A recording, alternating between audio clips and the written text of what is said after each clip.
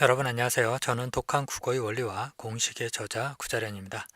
오늘은 문제 출제의 공식과 관련한 첫 번째 강의죠. 제가 오리엔테이션 강의는 강의 상세 설명 파트 부분에 포함을 시켜 드렸으니까 꼭 챙겨서 들어주셨으면 좋겠고요. 이번 시간부터는 실질적으로 문제 출제를 출제자들이 어떻게 진행을 하고 있는지에 대한 구체적인 내용을 말씀드리도록 하겠습니다. 그거에 앞서서 간략히 국어 영역 시험은 일단 제시문이 구성이 되고 그거에 따른 질문이 이렇게 구성이 되고 선택지 더불어서 또 보기가 주어지는 이런 네 가지의 구성 요소를 가지고 진행이 되고 있죠. 이게 바로 문제의 구성 요소다. 그죠? 자, 요 선택지와 제시문 또는 요 제시문과 보기 그리고 질문 여러 가지 문제의 구성 요소들을 출제자들이 활용을 하고 있는데 이 전체적인 문제의 구성 요소들을 출제자들이 어떻게 조정을 하면서 문제를 만들고 있는지 선택지와 제시문 또는 보기와 제시문을 어떻게 구성을 하는지 정확하게는 선택지 구성 원리 이렇게 이해를 하셔도 상관없을 것 같습니다. 그래서 문제 출제의 공식 이해를 통해서 크게 세 가지 방법을 저는 언급을 하고 있습니다. 첫 번째는 정량적인 부분, 두 번째 역시 정량적인 부분입니다. 제시문이 한 개인 경우, 제시문과 보기가 주어지는 경우, 제시문이 여러 개인 경우, 그리고 제시문 속에 있는 하나의 문장을 가지고 선택지를 만들 수도 있지만 여러 개의 문장을 가지고도 선택지를 구성할 수 있는 이런 정량적인 부분, 이건 정말 눈에 보이는 부분이죠. 이런 부분을 먼저 설명을 드리고 더불어서 정성적, 즉 의미론적 관점 안에서 실질적으로 제시문에서 언급한 내용을 똑같이 말할 수도 있고 약간 바꾸면서 비슷하게 만들 수 있는 반면에 제시문에서 했었던 내용을 어떤가요? 표현은 좀 유사하게 하지만 의미는 전혀 다르게 실질적으로 동일하게 만드는 또는 비슷하게 만드는 내용과 정반대 또는 다르게 만드는 이렇게 선택지를 만드는 방법에 대해서 조금 개략적인 설명을 첫 번째 강의에서는 드리도록 하겠습니다. 먼저 제시문이 한 개인 경우, 즉 지금 첫 번째 방법론 중에 제시문이 한 개인 경우입니다. 그래서 여러분들이 지금 보시는 제시문이 딱 한 개가 주어지면 당연히 선택지는 이 제시문의 근거에서 그죠? 100% 근거에서 구성을 하겠죠. 선택지를. 그죠? 그래서 여러분들이 국어 영역 시험의 가장 큰 특징은 제시문의 범주 안에서 100% 선택지를 구성을 한다라고 하는 겁니다. 물론 제시문에 없는 내용을 갖다가 이렇게 끼워 넣을 수는 있겠죠. 그러면 어떤가요? 이거는 틀린 선택지가 되는 거죠. 하지만 여러분들이 사탐이나 과탐이나 다른 시험은 조금 비유를 해드리면 일단 제시문이 좀 짧죠. 그리고 선택지가 마찬가지로 나옵니다. 하지만 요거는 비율이 좀 다르죠. 제시문에 있는 내용이 100%가 언급이 되는 게 아니라 여러분들이 논외로 알고 있는 배경 지식이 좀 작동이 돼야 되죠. 그리고 제시문은 7, 70% 이거 30% 아니면 50대 50 정도로 해가지고 선택지가 여러분들의 배경 지식이 필요한 부분과 이렇게 제시문 속에 있는 내용을 이렇게 나누어서 구성을 하는 경우가 많죠. 물론 제시문에 있는 내용만으로도 구성되는 문제는 있습니다. 그런데 국어 영역은 어쨌든 제시문과 보기를 100% 활용해서 선택지를 만들죠. 요거가 가장 큰 차이점이다 보니까 제시문에 관한 특징을 이해하는 거가 무엇보다 중요하지 않나 생각을 해봅니다. 그래서 지금 제가 처음으로 말씀드리는 제시문이 한 개인 경우 이거는 당연합니다. A, B, C를 언급을 하면 어휘를 가지고 한다라고 하면은 B, C, A로 좀 바꿔서 한다라거나 아니면 문장을 갖다가 실질적으로 같게 만들 수도 있고 틀리게 만들 수도 있고 이런 방법을 쓰겠죠. 그렇죠? 이거는 너무 쉽습니다. 자, 이거와 더불어서 제시문과 보기가 주어지는 경우입니다. 자, 이거는 지금 좀 전에 살펴봤었던 제시문이 한 개인 경우와 보기 자 이렇게 주어지면은 그럼 선택지는 어떻게 구성이 될까요? 실질적으로 제시문 부분과 보기 부분 이렇게 나누어서 지금 제시문에서 나온 내용과 보기에서 나온 내용이 이렇게 구성을 좀 같이 하지 않겠습니까? 근데 모든 선택지가, 즉 제시문과 보기가 주어졌을 때 모든 선택지가 이렇게 똑같이 나오지는 않습니다. 어떤 부분은 보기가 주어졌음에도 불구하고 제시문 내용만 갖다가 선택지로 구성하는 경우도 있고, 반대로 보기가 주어지면 또 보기 내용만 가지고 선택지를 구성하는 경우도 있고, 물론 보기 부분과 제시문 부분은 당연히 바뀔 수 있겠죠. 이 부분이 중요한 포인트입니다. 그래서 여러분들이 제시문 속에 사례가 나왔는지 개념이 나왔는지, 그리고 보기 속에 개념이 나왔는지 사례가 나왔는지, 그런 상황에 따라서 여러분들이 좀 이 부분을 잘 확인을 하는 과정이 필요하다, 이런 정도 이해를 하시면 될 것 같습니다. 지금 설명드리는 이러한 부분들은 정말 눈에 보이는 부분이죠. 여러분들이 이미 다 알고 있는데, 여러분들이 꼭 알고 계셔야 되는 포인트는 이런 거죠. 제시문 부분과 보기 부분이 나누어져서 선택지를 구성을 할 수도 있고 그렇지 않을 수도 있다, 뭐 이런 정도 이해를 하시면 되겠네요. 자, 선택지 만드는 방법 첫 번째에서 세 번째입니다. 처음에는 제시문만 나오는 경우, 그리고 보기가 나오는 경우. 자, 이거와 관련해서 시에서 자주 나오죠. 시는 보통 어떻게 되나요? 제시문 가나 다 또는 가나 해서 이렇게 여러 개를 주어지죠. 그러면 기본적으로 첫 번째 문제에 무엇을 물어보나요? 공차를 물어보죠. 그죠? 이 세 개를 주어졌으니까 비교를 하면서 공통점과 차이점을 물어보는 문제, 그러면서 또 이제 개별 문제들로 구성이 되죠. 그래서 이렇게 같이 연관을 지어서 비교할 수 있는 포인트들을 잘 이해를 하셔야 된다. 자, 이건 뭐 너무 당연한 얘기입니다. 그런데 이제 중요한 포인트는 이겁니다. 제시문과 보기를 주어졌을 때 이런 경우도 제시문이 여러 개 주어지는 구성으로 볼 수 있는 경우가 있습니다. 자, 무슨 말이냐면은 제시문에도 사례가 나오고 보기에도 사례가 나오면은 이거는 실질적으로 보기가 주어지긴 했지만 지금 이렇게 제시문을 두 개 주어진 거나 똑같은 경우라고 보셔도 무방합니다. 그렇죠? 이런 경우는 보통 시에서는 사례가 나오면은 어떤가요? 개념이 나오죠. 그렇죠? 보기가 주어졌을 때. 근데 비문학이나 또는 문학에서도 보기의 사례가 제시문 위계와 같은 사례가 나오면서 이거를 비교하라고 하는, 즉 공차를 물어보는 경우가 있습니다. 자, 이런 경우에는 실질적으로 보기의 형태를 하고 있지만 그거는 속성은 제시문하고 동일한 속성으로 이해를 하시고 그냥 두 개의 제시문을 비교하면서 내가 읽는다, 그리고 이해하고 기억한다, 뭐 이렇게 생각을 하시면 좋을 것 같습니다.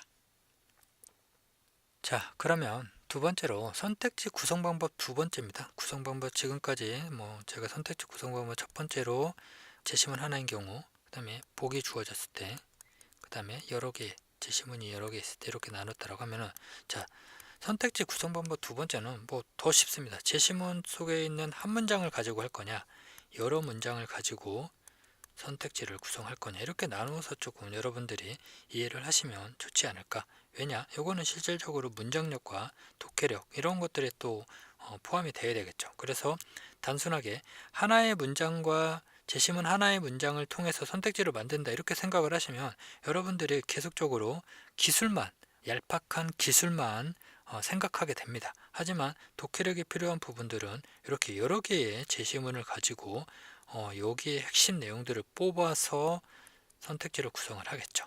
그죠? 이런 부분들은 그러면 어떻게 접근을 해야 되느냐? 결국은 독해력이다, 이렇게 이해를 하시면 될 것 같습니다. 그래서 뭐 이거는 너무 당연한 얘기니까 뭐 패스하기로 하고, 중요한 거는 이거죠. 제시문 여러 문장을 가지고 선택지 한 문장으로 구성을 하는 경우입니다. 그런데 여러분들이 이제 좀 생각을 하셔야 되는 거는, 사실 이게 이제 제시문과 선택지를 구성하는 방법을 좀 더 이제 디테일하게 정량적으로 말씀을 드리면, 제시문 여러 문장을 가지고 선택지 한 문장만 만드는 건 아니죠. 단어로도 만들 수도 있죠. 그쵸? 그쵸? 어휘 문제나 이런 걸 생각을 해보시면 됩니다. 여러 개의 문장 속에 있는 단어를 함축적으로 사자성어나 뭐 이렇게 만들 수도 있고, 그 다음에 심지어 제시문 속에 있는 단어나 구를 가지고 여러 개의 문장을 구성하는 선택지도 만들 수가 있습니다. 자, 이런 부분들은 얼마든지 다 스펙트럼이 넓습니다. 그래서 단어에서부터 여러 문장까지 선택지를 다 구성을 할 수 있는 거고, 마찬가지로 제시문에 있는 여러 문장과 단어가 또 선택지로 구성될 만한 요소가 될 수 있다. 자, 그런데 중요한 거는 뭐죠? 가장 많이 나오는 거는, 선택지에서 가장 많이 나오는 거는 문장 단위의 선택지죠. 그래서 이 내용을 중점적으로 제가 설명을 드리고 있다. 이런 정도 이해를 하시면 될 것 같습니다. 그래서 오늘은 전체적인 선택지 구성 방법에 대해서 지금 설명을 드리고 있는 겁니다. 그래서 이후 강의에서는 이런 개념 플러스 실질적인 사례에 관한 내용, 이 사례에 포커스를 맞춰서 강의를 진행을 하는 거고, 오늘은 요거를 지금 모아서 한 번에 지금 정리를 쭉 해드리고 있다 생각을 하시면 될 것 같습니다. 자, 여기까지 해서 어떤가요? 정량적 관점 안에서 지금 선택지 구성 방법 좀 다시 한번 보여드릴게요. 이 부분하고 지금 이 부분을 지금 말씀을 드리는 겁니다.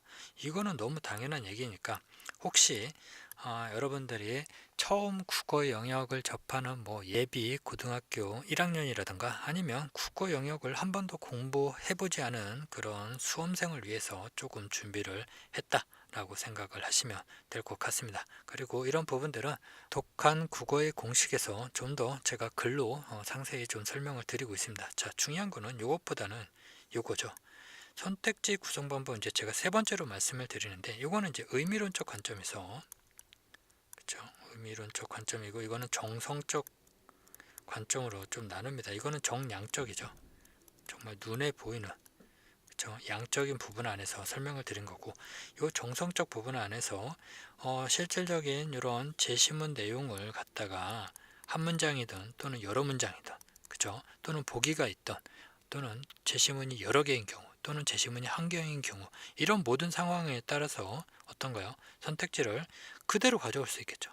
그렇죠? 제시문 내용을 그대로 가져와서 아주 쉽게 구성하는 방법. 그리고 약간 제시문 내용을 어느 정도 논리적 관계를 통해서 표지어들을 활용하고 어휘를 비슷한 것들을 써서 약간 표현은 다르지만 의미는 같게 만드는 거.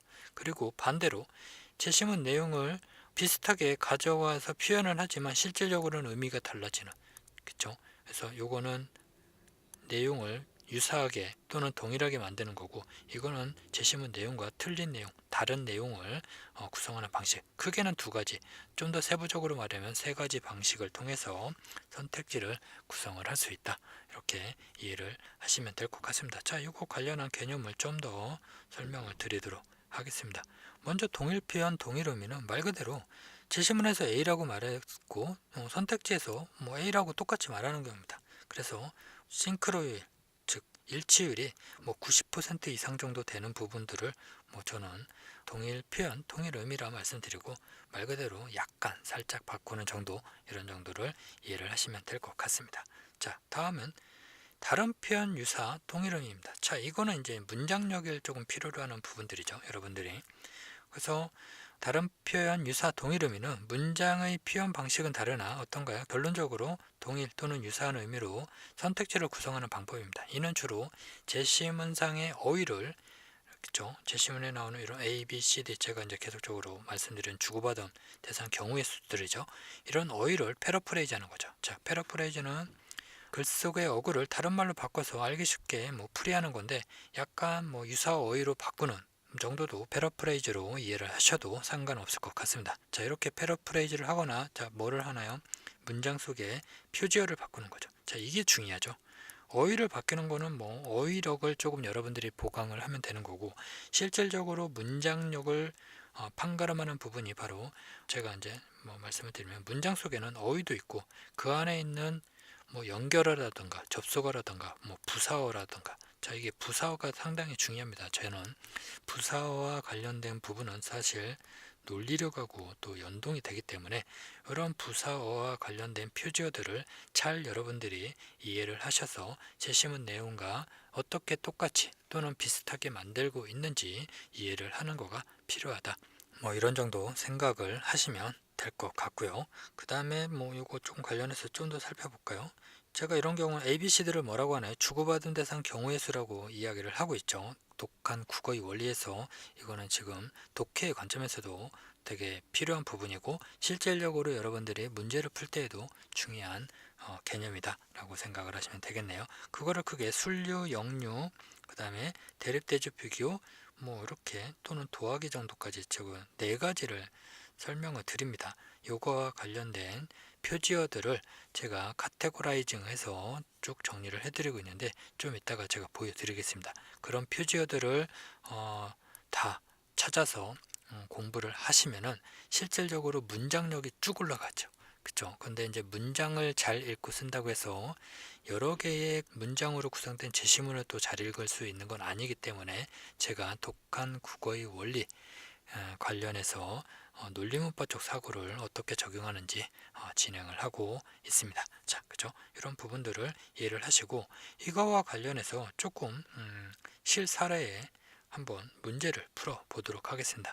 자, 다음 중 문장의 내용이 나머지 넷과 다른 것은, 자, 일단은 5개의 문장 중에 4개는 표현이 바뀌긴 했지만 결과적으로 어떤가요? 의미는 비슷하거나 같다라고 상정을 하고 있는 거죠. 그 중에 하나만 지금 비슷한 표현이지만 의미가 다른 거고, 나머지 넷은 달라 보이지만 결과적으로 의미는 같은, 지금 제가 말씀드리는 뭐 정성적 부분 안에서 요거죠. 다른 표현, 유사, 동일 의미를 어떻게 만들고 있는지에 대해서 한번 자세히 살펴보겠습니다. 일단 1번 볼까요? 법이 있어야 안전한 사회생활이 보장되므로 법은 필요하다. 자, 한번 기호로 한번 나타내 보면 이건 똑같은 얘기니까 그쵸? 뭐 A 다시 정도 해볼까요? 법이 필요하다. 뭐 이렇게 1번은 A가 있어야 B가 보장되므로 A 다시 그쵸? 법이 있어야 한다는 거죠. 그쵸? 2번 한번 살펴보겠습니다. 법이 없으면 그쵸? 그러면 이렇게 되는 거죠. 안전한 사회생활을 할 수 없으므로 자 그럼 B도 안 되는 거죠. 그러면 어떤가요? 법이 존재해야 되는 거죠. 그러면 not A는 not B이므로 A 다시 법이 있어야 되는 거죠. 자 그러면은 부정과 부정을 곱하면 어떻게 되죠? 긍정이죠. 이거 같은 얘기예요. 그죠? 이렇게 이해를 하시면 되고 3번 한번 살펴보겠습니다. 우리의 안전한 사회생활을 위해 자 이거는 B부터 나왔네요. 그러면 사고가 이렇게 가는 거죠. 이거는 사고가 이렇게 가는 거고 그죠? A 하기 위해서 B 한다라고 하면은 A가 먼저가 되는 거죠. 그러니까 B가 먼저가 되는 거죠. 그죠? 근데 지금은 이거 순서가 바뀐 거니까 B부터 나온 거니까 B를 하기 위해서는 우리 사회에 법은 반드시 있어야 되는 거죠. A가 있어야 안전한 사회생활이 되는 거죠. 그러니까 B가 하기 위해서는 A가 있어야 된다. 이거 같은 얘기잖아요. 요거가 지금 이런 부분들을 지금 요 맥락이 지금 바뀐 거잖아요. 그죠? 요것도 뭐 비슷한 의미 맞습니다. 4번 한번 살펴보겠습니다. 우리가 법을 필요로 하는 것은 안전한 사회생활을 보장해주는 법이 없기 때문이다. 자, 이거는 법이 필요하다. 자, 그쵸? 왜 필요한 거예요? not A이기 때문에 이런 논리가 나오는데 여기서 안전한 사회생활을 보장해주는 법, 이거 이해하셨나요? 이 안전한 사회생활을 보장해주는 거는 수식하는 거죠. 법을. 그쵸? 근데 요 앞서 살펴본 요 안전한 사회생활과 관련된 거는 독립변수죠. 얘는. 그쵸? 이거를 수식해주는 개념이 아닌 거죠. 얘와 얘는 그냥 독립변수입니다. 근데 지금 4번에서 말하는 B는 어떤가요? 수식을 위한 구성으로 되어 있습니다. 그래서 제가 수식송 하면서 문장 독해에 관련해서 한문장 독해죠. 문장 독해에 관련한 강의에서 구체적으로 설명을 드렸습니다. 그래서 4번이 지금 다른 내용이네. 이건 전혀 다른 얘기죠. 그쵸? 요 내용과 그쵸? 그래도 5번 한번 살펴보겠습니다. 5번은 어떤가요? 법이 있어야 하는 이유. 자, 법이 있어야 하는 이유는 법이 없다면 not 법이죠. 그쵸? 그러면은 어떻게 되나요? 그러면은 얘는 이렇게 되네요. 더 정확하게는 법이 있어야 하는 이유는 어떤가요? 그죠? 땡땡 법이 없다면 not 법이면 안전한 사회생활을 영위할 수 없기 때문에 not be. 자, 뭐 똑같죠? 이거하고 지금 아까 어디였죠? 2번하고 이거가 지금 A 순서 이것만 바뀌고 똑같습니다. 그래서 4번이 나머지 넷과 다른 내용, 그쵸? 이게 논리학적인 관점 안에서 보면 약간 또 정확하게 일치하는 건 아니거든요. 하지만 수능 국어 영역에서는 기본적으로 뭐 논리학적인 의미에서 뭐 대우명제, 이명제, 영명제 이런 것까지 절대 들어가지 않습니다. 그죠?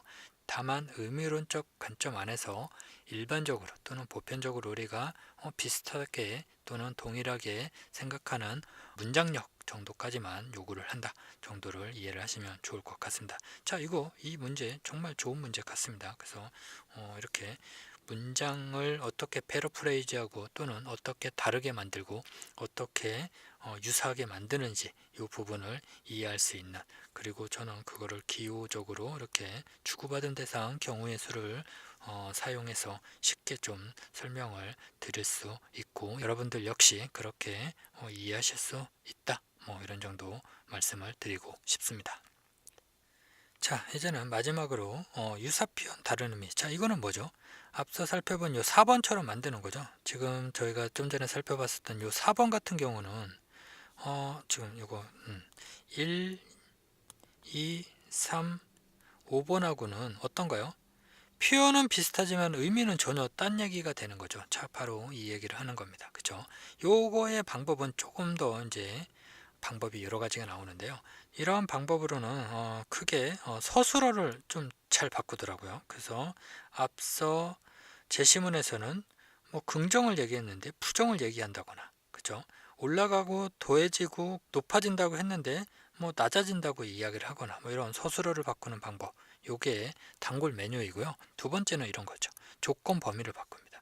모든, 항상 뭐 이렇게 하는데 유일하게 뭐뭐만 이렇게 바꾼다거나, A와 B가 같이 얘기했는데 A만 이야기하거나, 반대로 A만 얘기했는데 제시문에서 언급하지 않은 B를 선택지에 포함하거나, 이런 범위를 바꾸는 방식, 그리고 어휘 바꾸고 표지어 바꾸는 거 역시 동일하게 유사 표현을 하면서 다른 의미를 만드는, 그죠? 요거는 두 번째 방법이었었죠, 그죠? 정성적 부분에 요 네 가지 방식이 실질적으로 좀 전에 살펴본 표현은 유사하나 의미는 다르게 만드는 하나의 방법론이다, 이런 정도 이해를 하시면 좋을 것 같습니다. 그죠? 그래서 이러한 부분은 제가 뭐 여기서 말씀드리면 제시문 속에서 맞다라고 했는데 틀리다고 하거나, 좀 전에 다 설명드린 부분입니다. 그죠? 이런 부분들이고, 조건 범위 바꾸는 거. 자, 이거는 우리가 이제 통상 뭐 이런 거 논리학에서 이런 거 많이 하는데, 모든 어떤 이상 이하, 이전 이후 뭐 이런 부분들을 포함을 해서 선택지와 제시문을 약간 불일치하게 만드는 거죠. 그런 부분들은 선택지에서 뭐 이렇게 확인할 수 있습니다. 모든 예술은 어떤 학자는 뭐 두 종류 이상, 고대에서 뭐뭐까지, 현대에 이르기까지 뭐뭐로만. 자, 이런 부분들 보면은 그러면 여러분들 조금 포인트를 주시면 좋겠죠. 그래서 이런 것들 그냥 간과하고 지나가지 마시고 뭐 잘 이해를 하시면 좋을 것 같고, 세 번째, 네 번째는 아까 말씀드린 다른 표현, 유사 동일한 의미를 만드는 어휘와 표지어를 바꾸는, 뭐 이런 정도로 이해를 하시면 될 것 같습니다. 그래서 지금까지 뭐 선택지 구성 방법 또는 출제자가 문제를 구성하는 방법, 자, 이 관점 안에서 큰 틀을 조금 오늘 첫 번째 시간에 설명을 드렸습니다. 자, 이거와 관련된 세부적인 내용들은 제가 이후 강의에서 아주 여러분들이 확실히 이해하실 수 있도록 정리를 해드릴 테니까 걱정 안 하셔도 될 것 같고요. 마지막으로 제가 좀 전에 설명드렸었던 표지어 활용하는 관련된 부분들 좀 말씀을 드리고 오늘 수업을 정리하겠습니다. 크게 표지어는 텍스트 단위, 즉 제시문 단위 안에서 한 문장 단위에 쓰이는 표지어와 문장과 문장 사이, 즉 문장과 문장 단위에 있어서 그 문장과 문장 사이에 쓰이는 표지어, 저는 이거를 이제 방향성 표지어라고 이야기를 하는데요. 뭐 따라서, 그리하여, 그러면, 뭐 그럼으로써. 자, 이거는 실질적으로 한 문장 속에서 또 다 들어가는 표지어죠. 그죠? 뭐 마찬가지로 영유 마찬가지입니다. 바꿔 말하면 즉 가령 이를 위해서 뭐뭐는 뭐뭐 때문이다. 그 다음에 흐름 전환에 여러분 가장 잘 아는 그러하지만, 그럼에도 불구하고, 이런 부분들이 있는데, 사실 이러한 내용들은 문장과 문장을 연결하는 표절하기보다는 사실 한 문장 안에 이런 게 다 있죠. 뭐뭐에 따라는 뭐뭐에 따라서와 연동되고, 뭐뭐를 뭐 하여는 뭐 그리하여 이런 거와 또 연동되고, 그래서 실질적으로 이러한 표저의 기준은 바로 여기가 기준입니다. 한 문장 단위에 들어가는 표지어를 먼저 이해를 하시고, 그리고 나서 문장과 문장을 연결하는 이 표지어는 제가 계속적으로 뭐 레퍼런스, 그냥 참조 정도로 해서 글을 읽는 겁니다. 그래서 여러분들이 그러나 나왔다고 별표 치고 이러시면 절대로 안 되겠죠. 그래서 요거는 제가 독한 국어의 원리 강의에서 충분히 말씀을 드렸기 때문에 오늘은 뭐 더 설명을 드리지는 않겠습니다. 자, 중요한 거는 뭐죠? 한 문장 속에 있는 이러한 표지어들 잘 확인을 해서 실질적으로 출제자는 이러한 표지어들을 잘 활용해서 선택지를 만든다. 그리고 이런 내용들을 여러분들이 다 확인을 하시고 모르는 표지어, 쉽게 말해서 여러분들이 딱 읽었는데 이거가 정확한 의미를 내가 친구한테 설명할 수 없으면 그거는 사전을 찾아보셔야 됩니다. 자, 한번 제가 테스트 한번 해볼까요? 이거는 몇 번 제가 말씀을 드리긴 했는데, 자, A를 비롯하여 B인다. 자, 여기서 비롯하여의 뜻은 뭔가요? 정확한 뜻, 논리적 관계, A와 B의 관계. 자, 잡으셨나요? 자, 비롯하여는 핵심이 바로 이겁니다. 시작. A를 시작으로 B 하는 거가 바로 비롯하여의 뜻입니다. 그러니까 논리 관계는 앞에서 뒤로 가는 거죠. 자, 이런 정도 여러분들이 꼭 챙겨서 공부를 하시는 거가 필요하다. 자, 이런 정도에서 한 문장수 표지어 요거를 꼭 여러분들이 어휘력, 어휘, 단어 외우는 거와 더불어 이 부분을 꼭 챙겨서 공부를 하시는 거가 필요하다. 이런 정도 말씀을 드리면서 오늘 수업을 마치도록 하겠습니다.